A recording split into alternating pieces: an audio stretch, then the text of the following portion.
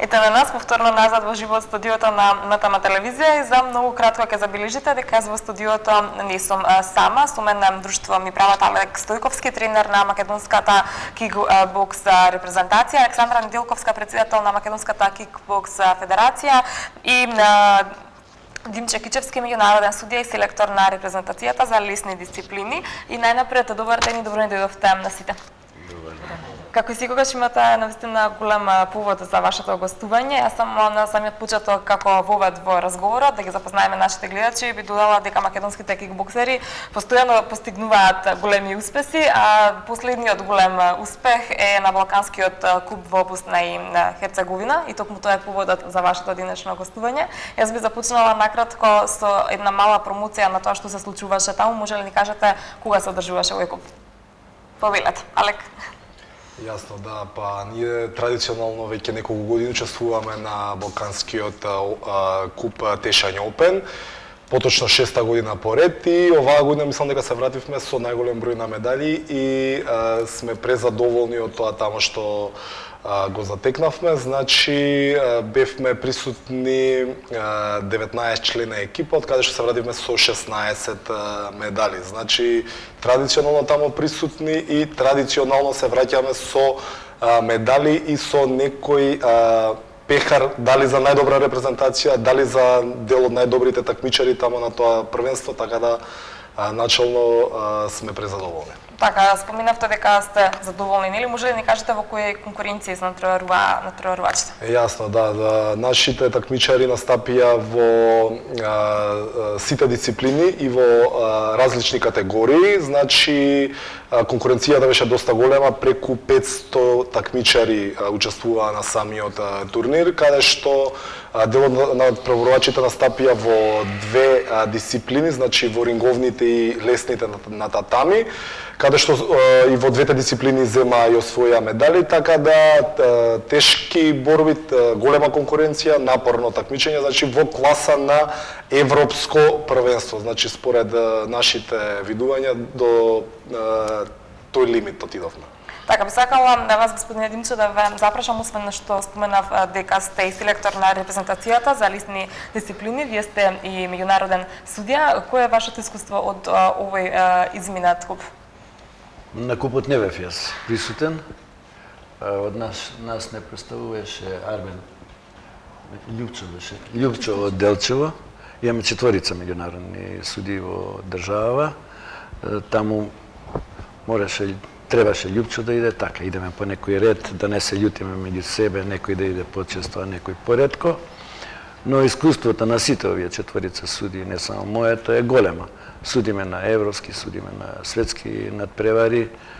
Судевме и овде во нашата држава 2006 на европското надпреварување и 2011 на светското првенство.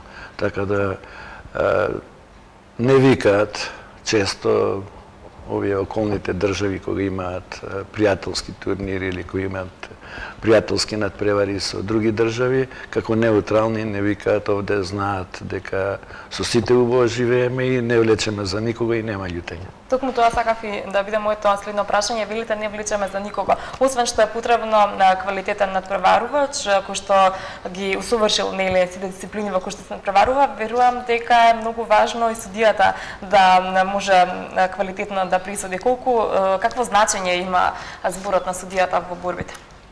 Интересен е кикбоксот. Сум судел и други спортови, сум гледал други спортови. Гледаме спортови со традиција, со милиарди пари, фудбалот, топката влегла зад линијата, судијата не признаа гол или што ја знам. Ретко може да се случи, ретко, да судиите негативно влијаат на резултатот. Тоест да некој повлече. Ние кај нас овде, да ви кажам, до сега, овие, јас сум 12 на години во кикбоксот, имаме еднаш или два пати кога се жалеле тренерите или некој од надпреварувачите, реално говориме, они се жалат, секој што губи се жали, реално кај што мислам дека ние судиите погрешивме. Така, би сакала Александра вам да ви дадам збор. Интересно е тоа што освен на ова надпреварување што ќе биде запомнато по навистина големиот успех, ќе биде по тоа што и вие присуствувавте на состанокот на Балканската кикбокс федерација, каде што беа донесени низа заклучоци во однос на тоа во однос на влегувањето на кикбоксот во семејството на Олимпијадата. Може ли да ни кажете нешто повеќе околу ова? На самиот Балкански клуб во Тишан имавме состанок ние балканските председатели на чело со Бојан Кулев, кој е председател на Балканската федерација за кикбокс. И останатите ние членки донесовме таму еден заклучок со кој што се поистоветивме со останатите земји кои што се во семејството на олимпизмот. Ние сме веќе влезени во ГАИФС. ГАИФС е чекор пред влезот во Олимписките игри, а бидејќи Анкара 2020-та е веќе конкурент за да биде домаќин на Олимписките игри, Светската федерација заедно со Турската федерација по кикбокс, значи донесовме една програма со која што треба да Анкара да биде промовиран спорт, да даде предлог за промовиран спорт на Олимписките игри, доколку Турција биде прогласена за земја домаќин за 2020-та за Олимписките игри. Ставот на Светската вако федерација е дека ние како спорт треба да влеземе во олимпиското семејство, бидејќи навистина сме спорт кој што моментално е еден од најатрактивните, спорт во кој што е застапен низ целиот свет и спорт со кој што се занимаваат децата од најмали години па и до највозрасните категории. И важи за спорт кој што е исклучително безбеден и нема повреди, зборувам значи за аматерскиот спорт. Тука кога станува збор за професионалното поле не би навлегувала во тој дел, меѓутоа се надеваме дека 2020 година кикбоксот ќе стане промотивен спорт во Анкара и дека ќе станеме дел од олимпизмот. Така, може ли накратко да ни кажете кои се причините кои што досега се наведуваат зошто кикбоксот не е се уште во семејството на Олимписките игри? Една од причините зашто кикбоксот не е член во олимпизмот е тоа што имаме многу дисциплини. Значи ние се стремиме да влеземе со сите дисциплини како дел од Олимписките игри. Меѓутоа замислете тоа е огромен број на надпреварувачи, секоја дисциплина има различен број на категории, различен број на возрасти на кои што се земаат учество на нашите првенства, тоа е огромен број на нови спортисти кои што би требале да влезат во олимпизмот. Значи тоа е една од причините. Вториот дел од причините е тоа што се поистоветуваме со некои земји кои што го сметаат дека кикбоксот е нивни традиционален спорт. Имаме делови од нивните вештини смешани во нашиот спорт. Тие се даваат приговори на сето тоа кога ние сакаме да влеземе. И нели секогаш се наоѓа по некоја причина заради која треба да се издефинираат оние стрикни причини заради кои би влегле или заради кои не би влегле. Така, би имало ли никаков очигледен бенефит доколку би влегле во Олимпијада? Па како не знаете, сон на секој спортиста да зема учество на олимпизмот. Значи тоа е сон на сите нас. Доколку се случи Анкара 2020 да бидеме промотивен спорт, значи навистина сонот ќе стане навистина. Тоа е нешто за кое што се стремиме откако сме започнале да се занимаваме со овој спорт. Така, Алек, доколку се случи овој сон да се оствари, би можеле ли да те видиме тебе на Олимпијадата? Па во својство на тренер или во својство на надпреварач? Па пошто помина долги години во овој спорт, ние не го фативме тој момент да можеме да учествуваме, до тогаш сигурно би бил ветеран, али се надеваме дека ќе бидам присутен таму као тренер или надпреварач потешко. Така, забратиме на Балканскиот куп. Интересно е тоа што Димитар Георгиев и Кристина Стојчевска беа прогласени за најдобри на Балканскиот куп. Навистина ова е една важна информација која што заслужува почит. Во која дисциплина? Димитар Георгиев настапи во две дисциплини, во кик-лайт и во лоу-кик дисциплината. Во кик-лайт дисциплината стана значи прв во таа дисциплина и таа категорија, значи во минус 75 килограми. Имаше 3 тешки борби. Паралелно со тоа имаше и 2 борби на рингот, значи во разлика од неколку часа имаше 5 борби каде што стварно покажа што представува кикбоксер, која е издржливоста и на кое ниво треба да бидеш спремен за да го постигнеш тоа. Во рингот имаше 2 борби, 2 победи, третата на крај за жал ради повреда ја предаде и Тоа е врзано за Димитар, значи 5 борби, 2 медали, една златна во киклайт, еден сребрен медал во лоу-кик дисциплината, Кристина Стојчевска исто златен медал во киклайт во незината категорија, незината дисциплина, и сребрен медал во лоу-кик, исто поради повреда последниот меч финалниот го предаде. Така бих спомнала ли и останатите кои што добија медали? Па јасно, да, дел од нив беа дебитанти, дебитираа помалите, значи што беа за прв пат под државното изборно првенство присуствуваа таму, дел од нив, значи, као дебитанти, се покажа исто као добри такмичари. Еве Далибор Огненов, еден од стандардните борци на репрезентацијата, зема златен медал во лоу-кик дисциплината во својата категорија.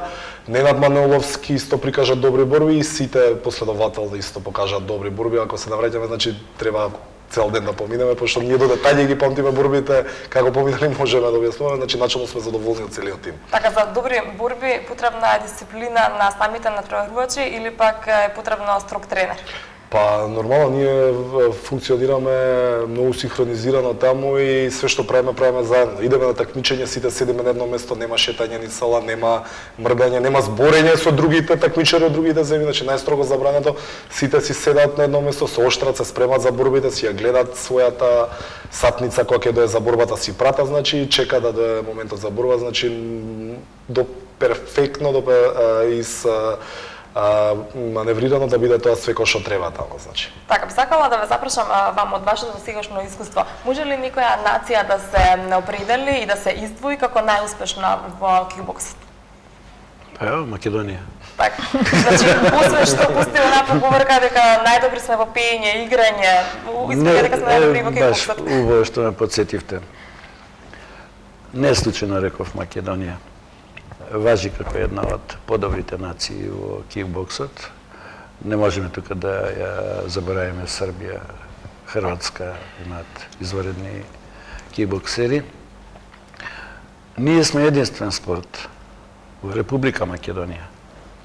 Од сите 40 спорт, почнувајќи од фудбал до кајак, ево, кој во 2012 година донесовме медаља од сениорско првенство. И тоа 3. 2 сребра и 1 бронза од Букурешт.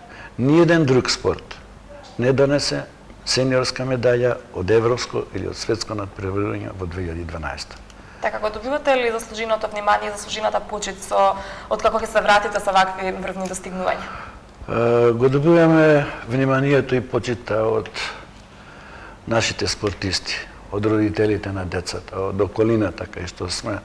Во последно време, може да се каже и од Агенцијата за млади и спорт, за тоа поќе ќе ви каже председателката, ние сме сепак во стручниот дел, таму се расправаме со Алек, дека ова другото оставаме да председателот на федерацијата он го каже тој дел поубаво од мене. Повелете, Александр.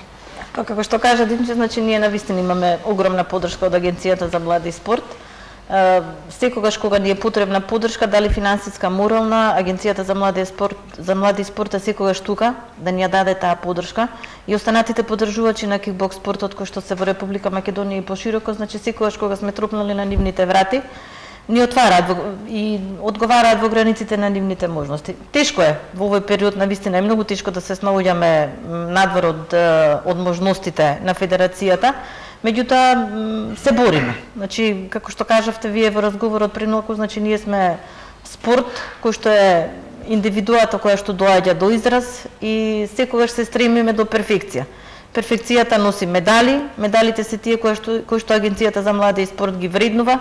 Нашите спортисти се меѓу младите стипендисти со одреден број, исто така секоја медала донесена од европско и светско првенство или според онаа категоризација за спортови е вреднувана од Агенцијата за млади и спорт и навистина нашите спортисти имаат мотивација огромна за да се изборат за еден од медалите. А секогаш кога настапуваме на меѓународни првенства, секогаш се враќаме со медал, дали некогаш повеќе или помалку, меѓутоа секогаш македонското знаме и македонската химна е убаво да се слушнат. Така, кога имаме можност да правиме интервју со било кој спортист, сите велат дека е најдобро да го изберат нивниот спорт. Зошто е најдобро да се избере кикбоксот? Па знаете како, јас во помладите години се занимавав и со карате и со кошарка. Со оглед на тоа што сега не се занимавам веќе со кикбокс, нели заради годините се занимавам со кикбокс, меѓутоа на сосема друго поле. Значи јас секогаш препорачувам, значи младите да вежбаат, без разлика дали ќе биде тоа кикбокс, карате, фудбал, ракомет, одбојка, без разлика. Значи само да се тргнат од улица и да влезат во спортските сали. Сето тоа што е насобрано од улицата да може да го isfрлат внатре во салата и да излезат надвор расположени, ведри, да продолжат со нормален живот. Да, кикбоксот е спортот за мене, затоа што во последно време кикбоксот по статистички податоци и по наука која што е одговорна за спортовите со кои што се занимава денешната популација, е докажано дека кикбоксот е еден од спортовите во кои што се согоруваат најголем број на калории. Поготово го препорачувам за женската популација, бидејќи од една страна ќе имаат поголема самодоверба, ќе имаат поголема самодоверба во својата самоодбрана и ќе немаат проблем со целулитот. Ова последното верувам дека најмногу ќе им се допадне на нашите. Точно така, точно така. Ali би сакала ти да те запрашам колку е потребно да се жртвува еден спортист за да постигне врвни резултати. Дали тоа значи дека за да бидеш одличен кикбоксер со врвни резултати треба да заборавиш на се останато? Јасно, да, па како што во неколку наврати сум кажал дека дечкиве што беа конкретно на Балканскиот клуб околу припремите и тој дел, додека нивните врсници во, не знам, 4 или 5 сабајле наутро се враќаат од град и слично, они тогаш стануваат го прават првиот тренинг. Значи, една голема посветеност, големо дистанцирање од сите, од поголемиот дел на тие, како што може да кажам, од социјалниот живот, значи по 2 тренинга на ден прават, еден сабајле, еден на вечер и се максимално посветени, значи мора да биде голема жртвата за да биде и сладка, резултатот кој ќе дојде да биде посладок и поубав. Значи голема жртва треба да се прави за овој спорт. Така, меѓутоа за да се направи голема жртва потребна е голема мотивација. Каде наоѓате вие спортистите мотивацијата? Па јасно, да, секој различно се мотивира, но желбата за борба, значи овој спорт, некој ќе каже се борите, идете, се, не знам, ќе рече некој се тепат и слично, но треба да имаш желба за борба, треба да го имаш тоа внатре во тебе и таа борба, тој нагон да го пласираш во прав момент. Значи, дечките може ќе ги види Димитар Ѓоргиев или Ненад Маноловски, буквално најнормални дечки што идат на факултет, што студираат, што на улица да ги видиш, може ќе мислиш дека се обични дечиња што не би можеле ништо да направат, а они се стварно момци во рингот што прават голема штета на противниците, така да мотивацијата е дефинитивно произлегува од самите нив, некој ја бара во тоа во начинот на живот, некој во сосем трето, али најбитно е дека мора да има мотивација. Така, освен овој куп кој што го спомнуваме во текот на разговорот, би сакала да споменеме дека на 29 јуни ќе се одржи меморијалниот куп посветен на Љупчо Неделковски. Јас би сакала да ве запрашам да ни кажете нешто повеќе околу историјата и нешто повеќе околу тоа кој беше Љупчо Неделковски. Зашто токму на него е посветен овој куп? Љупчо Неделковски беше човекот кој што го донесе кикбокс спортот во Македонија. Во далечните 80-ти години тој се запозна со Џорџ Брикнер, основачот, еден од основачите на кикбокс спортот во светот. Џорџ Брикнер имаше сала во Берлин, а бидејќи Љупчо имаше брат кој што живее во Берлин, многу често патувавме таму и се запозна со оваа вештина. Кога дојде во Македонија, тој ја пренесе вештината најпрвен со фул контакт, а потоа со останатите дисциплини на кикбокс спортот. Беше избран за претседател на федерацијата, успешно ја водеше федерацијата се до својата смрт 2009 година. Од тогаш во негова чест се организира меморијален куп. Оваа година ќе биде 4-ти поред организиран меморијален куп Љупчо Неделковски. Ќе се организира во Битола, бидејќи тука како технички организатор се јавува кикбокс клубот Самурај од Битола, кој што е еден од првите, меѓу првите членови на кикбоксинг федерацијата на Македонија. Навистина е престиж да се биде член од овој меморијален куп, да се биде дел од овој меморијален куп, бидејќи ќе се борат најдобрите македонски кикбоксери кои што се во моментот, македонски кикбоксери кои што се во моментот најтрофени, со голем број на медали донесени од домашни и од меѓународни првенства. Нивни противници ќе бидат гости од Албанија, Црна Гора и од Србија. Еден куриозитет, значи ќе биде гостин претседателот на албанската вако федерација, кој што ќе дојде со двајца своји борци кои што се на високо ниво. Исто така ќе биде гостин Иван Стругар од Црна Гора. Љубителите на кикбокс спортот знаат кој е Иван Стругар. Иван Стругар е еден од најпознатите кикбоксери во лоу-кик дисциплината. Важи за еден од најдобрите техничари кои што своите борби ги добива исклучително на поени. Значи не е нокаутер. Важи за кикбоксер кој што сега произведува многу млади кикбоксери кои што ги следат неговите стапки и ќе биде навистина големо задоволство на публиката која што ќе дојде во Битола на 29 со почеток во 20 часот да ги гледа сите овие борби и да ужива во кикбокс спортот. Така, сигурна сум дека ќе има навистина голем број на заинтересирани кои што ќе уживаат во овој спорт. Меѓутоа, освен овој меморијален турнир, ќе се одржува и уште еден, тоа беше во најава. Може ли да ни кажете за што станува збор? Ќе се одржи државното првенство, државното изборно првенство за јунори и кадети, кои надпреварувачи кои ќе освојат прво место или кои ќе се покажат најдобро, ќе не представуваат во септември на Европското првенство во Полска и очекуваме таму убави борби. Тоа е иднината на кикбоксот и убаво е што по 25, 6, 30 клубови носат надпреварувачи на вакви изборни надпревари, да ги речам државни надпревари. И можем да кажам и малце да одговорим на претходното прашање, ви гарантирам дека нема да имаме жалби од судиите. Секој што ќе изгуби, знае дека изгубил. Да, ќе биде со причина. Со причина, тоа може би да. и мотив за наредната борба да покаже нешто. Еден од мотивите, и преска што збореше Алек, еден од мотивите е да влезеш во репрезентација. Кој ќе влезеш во репрезентација, нема поголем мотив, ти ја представуваш државата.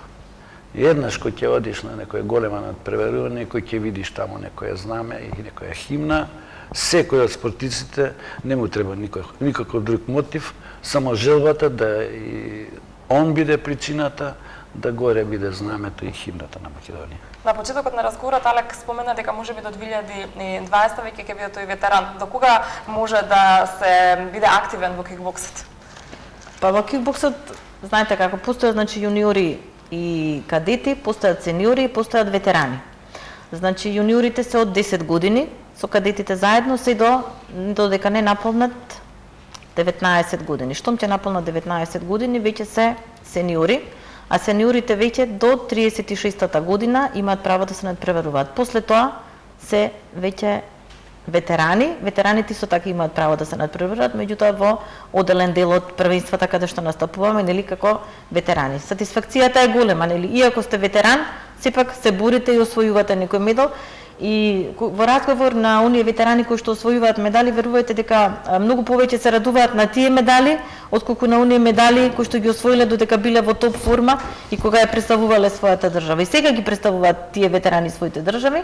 Ние имавме во Баку во Азербејџан на европско првенство, значи нашиот Љупчо Стојчевски се бореше и се освои медал, второ место, сребрен медал во класата на ветераните. И навистина се радуваше многу повеќе отколку да освоеше медал да имаше 20 или некоја година. Така, тоа може би само доказ дека за нивниот квалитет, еве јас би рекла, и доказ дека никогаш не треба да се откажуваме.